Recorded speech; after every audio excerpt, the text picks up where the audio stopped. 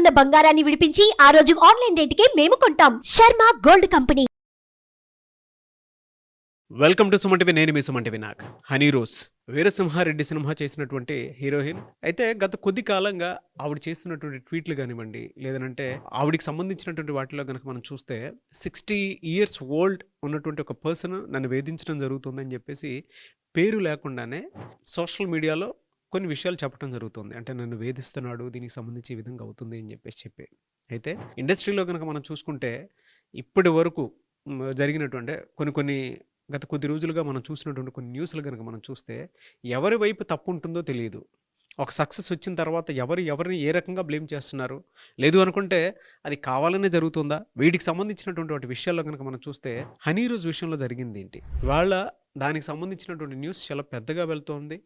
And ఇండస్ట్రీలో ఎటువంటి common అయిపోయాయా, లేదు అనంటే వీటికి సంబంధించినటువంటి వాటిలో ఎక్కడైనా సరే ఎండ్ అనేది లేదా, ఏ విధంగా ఉండే అవకాశం ఉంది అనేది ఈరోజు మనతో పాటు హైకోర్టు అడ్వకేట్ అలగరి రవీంద్రనాథ్ గారు ఉన్నారు. అది వారి మాటలు తెలుసుకుందాం. Hello sir. హాయ్ అండి నాగరాజ్ గారు. ఇండస్ట్రీలో ఒక సక్సెస్ వచ్చిన తర్వాత, లేదంటే సక్సెస్కి రాకముందు ఒక జర్నీ కొంతమంది స్టార్ట్ చేస్తూ ఉంటారు, మ్యూచువల్గానే వెళ్తారు.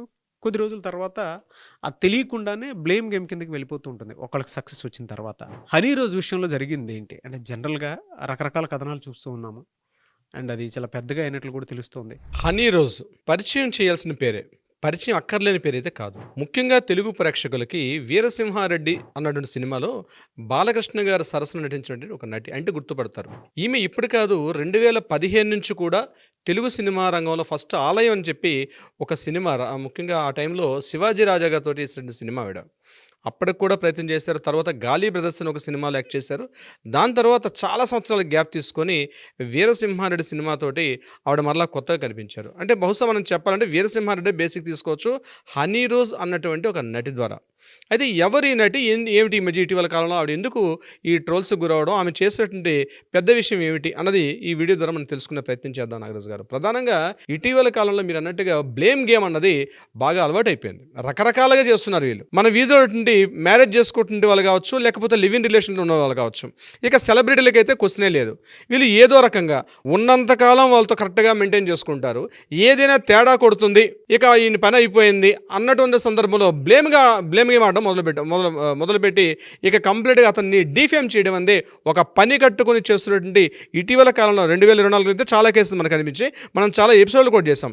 అందులో భాగంగానే మరొక కొత్త కేసు ఈ హనీ రోజ్ అన్నటువంటి హీరోయిన్ చేసినటువంటి హనీ ట్రాప్ అని చెప్పుకోవచ్చు.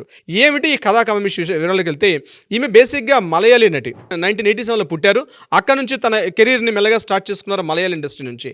మలయాళ ఇండస్ట్రీలో స్టార్టింగ్లో అంటే 1995 ఆ టైంలో ఈవిడికి సరైన అంటే 1999, 2000, 2005 ఆ టైంలో ఈవిడికి అక్కడ సరైన అవకాశాలు లేకపోతే అక్కడ మొదట్లో తెరంగేట్రం చేసినప్పుడు మాత్రం ఆవిడ మలయాళ చిత్రసీమలో చేశారు, 2-3 సినిమాలు యాక్ట్ చేశారు.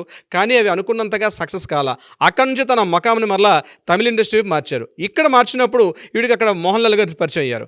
మోహన్ లాల్ గారితో చాలా సినిమాలు చేశారు. ఆల్మోస్ట్ చేసిన ప్రతి మూవీ కూడా ఫ్లాప్ తప్పించి హిట్ ట్రాక్ ఎక్కడ ఆవిడికి కనిపించలే. ఈ సందర్భంలో మోహన్ లాల్ గారితో చేస్తున్నప్పుడు మోహన్ లాల్ గారు కంప్లీట్గా ఈవిడ విషయంలో కొన్ని రకాల ఏ సినిమాలు చేయాలి, ఎలాంటి సినిమాలు చేయాలి వీడికి దగ్గరగా ఉన్నట్టుగా మనకు సోషల్ మీడియా ద్వారా తెలుస్తుంది. ఈ విషయం అయితే గైడెన్స్ కొంత ఇచ్చినట్టుగా మోహన్ లాల్ గారు తెలుస్తుంది. ఇదే సందర్భంలో మరలా మోహన్ లాల్ గారిని పక్కన పెడుతూ మరలా మమ్ముట్టి గారిని దగ్గర అయ్యారు. ఈవిడ మమ్ముట్టి గారి యొక్క ఆదరణలో అతని యొక్క గైడ్లైన్స్లో మరికొన్ని సినిమాలు చేయడం జరిగింది. ఏదో 2012లో చేసినటువంటి ఒక సినిమా మాత్రం కొంతవరకు ఒక హిట్ ట్రాక్ తెచ్చుకోవడం జరిగింది. అది దాని తర్వాత జయసూర్య అని చెప్పి మరొక నటుడితో కూడా తమిళనాడులో మరికొన్ని సినిమాలు కూడా చేయడం జరిగింది. అవి కూడా చాలా వరకు 90% ఫెయిల్యూరే, ఓన్లీ 1-2% మాత్రమే సక్సెస్ రేట్ పెద్దగా రాలేదు. ఇదే సందర్భంలో తెలుగు ఇండస్ట్రీకి వచ్చినప్పుడు ఇక్కడ కూడా అవకాశాల కోసం ట్రై చేసినప్పుడు తెలుగు ఇండస్ట్రీలో కూడా అవకాశాలు పెద్దగా రాలేదు. ఆ తీసిన ఒక సినిమా ఆలయం కూడా శివాజీ రాజు గారితో 2005-2008 అనుకుంటాను ఆ టైంలో తీసిన సినిమా, అది కూడా పెద్ద హిట్ ట్రాక్ రాలేదు. దాని తర్వాత మళ్ళా తమిళ చిత్రసీమకి వెళ్ళిపోయారు. ఇదే సందర్భంలో తన అందచందాలను మెరుగుపరుచుకునే ఉద్దేశంతో ఆవిడ కాస్త బాడీ విషయంలో కొన్ని సర్జరీలు కూడా చేసుకున్నారని కూడా కొంత వినికిడి కనిపిస్తుంది.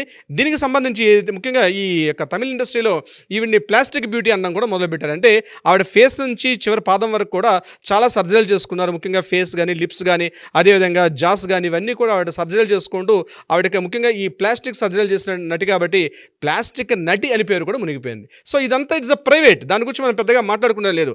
అయితే ఇదే పనిలో జరిగిందంటే మోహన్ లాల్ గారితో ట్రాక్లో ఉండే సందర్భంలోనే తెలుగు ఇండస్ట్రీలో వీరసింహారెడ్డి, అంటే ఆవిడ మోడలింగ్ కూడా చేస్తున్న సందర్భంలో వీరసింహారెడ్డి అనే పాత్రలో బాలకృష్ణ గారితో సినిమా వేసుకున్న ప్రయత్నంలో మోహన్ లాల్ గారు చెప్పకుండా ఈవిడ వీరసింహారెడ్డి అన్న సినిమాలో బాలకృష్ణ గారు సరసన వేసినప్పుడు బాలకృష్ణ గారికి ఈ విషయం తెలిసిన తర్వాత ఎంకరేజ్ చేశారు. ఎంకరేజ్ చేసినప్పటికీ మోహన్ లాల్ గారు నాకు చెప్పకుండా నువ్వు తెలుగు ఇండస్ట్రీకి ఎంటర్ అయ్యని చెప్పి ఇక్కడ మోహన్ లాల్ గారికి ఈవిడికి సంబంధాలు కొద్దిగా కొంత భేదాభిప్రాయాలు రావడం జరిగింది, కొంచెం డిఫరెన్సెస్ వచ్చాయి. దాని తర్వాత బాలకృష్ణ గారు ఇక్కడ చాలా సందర్భాలు ఎంకరేజ్ చేశారు. అది రీసెంట్ మూవీ.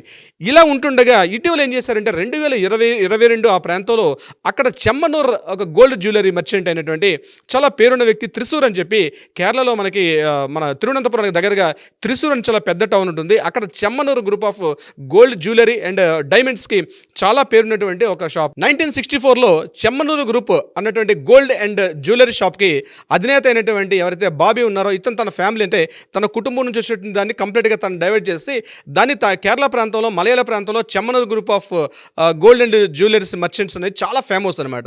ముఖ్యంగా ఒక 50 బ్రాంచెస్ పెట్టి కేరళ, అదేవిధంగా తమిళనాడు ప్రాంతాల్లో దీనికి ఆయన పేరు పెట్టింది. పేరు అంటే ముఖ్యంగా అనేక వర్క్షాప్స్ ఉన్నాయి. చెమ్మనూర్ గోల్డ్ బాబీ గారు అంటే చాలా పేరు అనమాట. నంబర్ ఆఫ్ ముఖ్యంగా వర్క్షాప్స్లో కానీ, ముఖ్యంగా పనితనానికి మనం గూగుల్లో కూడా చూస్తే తెలుస్తుంది చెమ్మనూరు తాలూకా పనితనం, ఒక నగిషీలు కానీ చాలా బ్రాండెడ్, ఆయన దానికి చాలా పేటెంట్ రైట్స్ కూడా ఉన్నాయి. తర్వాత దీనికి ఓనర్ అయినటువంటి CEO అయినటువంటి బాబీ గారి యొక్క షోరూంలో, అంటే ఆ షోరూమ్స్ ఓపెనింగ్ విషయంలో కొద్దిగా పరిచయం అయింది ఈ హనీ రోజ్ గారి అమ్మాయికి, ఈ సినీ నటికి. ఈ పరిచయం కాస్త మరి కాస్త ముందుకు వెళ్ళి చాలా షోరూమ్లు ఓపెన్ చేయడం, అదేవిధంగా వీళ్ళిద్దరి మధ్య కూడా సాన్నిహిత్యం పెరిగింది 2022 నుంచి. అయితే ఇక్కడ మనం చెప్పుకోవాల్సిన విషయం ఏంటంటే ఈ బాబీ ఎవరైతే చెమ్మనూరు బాబీ గారు ఉన్నారో అతని యొక్క ఏజ్ సుమారుగా ఇప్పటికీ 60 years అన్నట్టుగా తెలుస్తుంది వార్తలు మనకి. అతను 64లో జన్మించాడని మన గూగుల్ ఇన్ఫర్మేషన్ వస్తుంది. సో బేస్డ్ ఆన్ దట్ ఆయనకి ఇప్పుడు 60 years ఉన్నాయి. ఇతను కంప్లీట్గా హనీ రోజ్ యొక్క హనీ ట్రాప్లో అయితే పడడం జరిగింది. 2022 నుంచి ఆయన ఇప్పటివరకు 6 శాఖలు ఏర్పాటు చేశారు. ఈ 6 శాఖల్లో కూడా కంప్లీట్గా హనీ రోజ్ గారు వెంబడించి, అంటే హనీ రోజ్ గారితో కలిసి ఆయన షోరూమ్స్ ఓపెన్ చేయడం జరిగింది. అయితే మనకు తెలిసిన ఇన్ఫర్మేషన్ ప్రకారం ఏంటంటే ముఖ్యంగా ఈ యొక్క బాబీ ఎవరైతే ఉన్నారో చెమ్మనూరు బాబీ, ఇతను కంప్లీట్గా ఫుట్బాల్ కంటే చాలా ఇష్టం. డిగో మ్యారడన్ అని చెప్పి అర్జెంటీనా క్రీడాకారుడు, అందరికీ తెలిసిన విషయం, చాలా అద్భుతమైన ప్లేయర్. ఆ ప్లేయర్ని తన షోరూమ్స్కి బ్రాండ్ అంబాసిడర్గా పెట్టుకున్నాడు.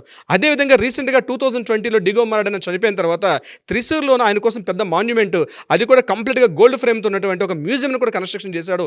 త్రిశూర్ కానీ త్రివేంద్రం వెళ్ళేటప్పుడు ముఖ్యంగా కొచ్చిలో ఈయనకు అద్భుతమైన మ్యూజియం కూడా కన్స్ట్రక్షన్ చేశారు డిగో మ్యారడన్ మీద ఉన్నటువంటి అభిమానంతో. ఇదే కాకుండా ఎవరైతే ఈ చెమ్మనూరు బాబీ గారు కంప్లీట్గా ఇతను చాలా దాతృత్వం, చాలా పరోపకారి. సుమారుగా వరదల టైంలో, మొన్న రీసెంట్గా వచ్చిన వరదల్లో కూడా సుమారుగా కొన్ని 100 ఇళ్ళు కట్టి పబ్లిక్ సేవా కార్యక్రమాల్లో తనకంటూ మలయాళీ రంగంలో, అంటే కేరళ ప్రాంతంలో ఈయనకంటూ ఒక ప్రత్యేకమైన పేరుంది. చాలా మంచి వ్యక్తి, చాలా పరోపకారం కలిగిన వ్యక్తి. ఎవరు ఏ సందర్భంలో ఏమడిగినా సరే లేదు అనకుండా చాలా దాతృత్వ విరాళాలు చేస్తారని కూడా చాలా సందర్భాలు ఈయనకు పేరుంది.